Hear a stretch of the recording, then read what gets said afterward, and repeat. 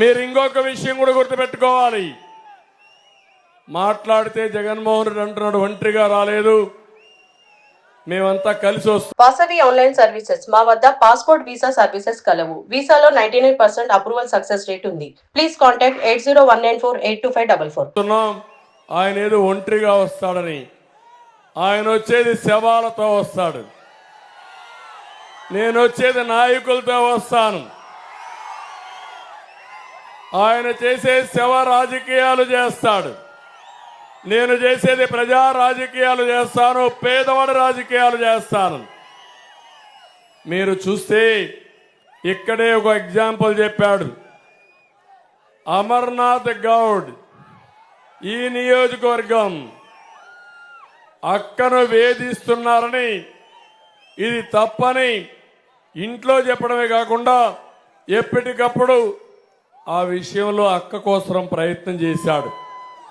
ఆయన చేసింది ఇంట్లో చెప్పి ఇంట్లో వాళ్ళని జాగ్రత్త చేశాడు.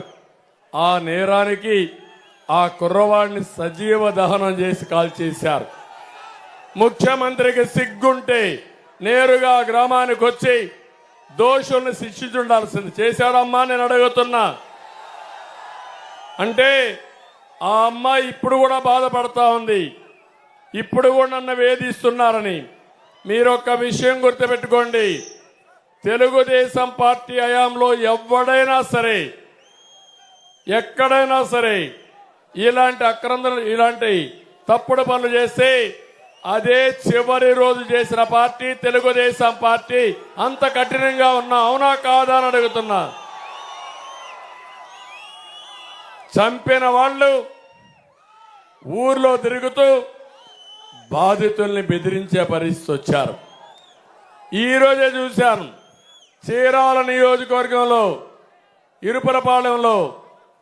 ఈరోజు చూస్తే ట్రాక్టర్లో ఇసుకలో ఒక శవం.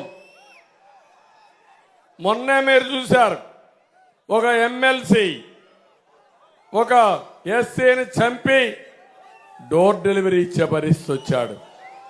నేను ఈ విషయాలన్నీ చూసిన తర్వాత ఎన్నికల ముందు మీకు ఒక మాట చెప్పాను, మళ్ళీ ఒకసారి గుర్తు చేసుకోండి.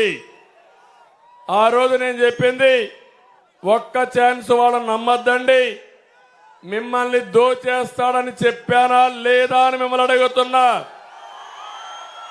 తల మీద చెయ్యి పెడతాడు, బుగ్గలు నిమర్తారు, ముద్దులు పెడతారు.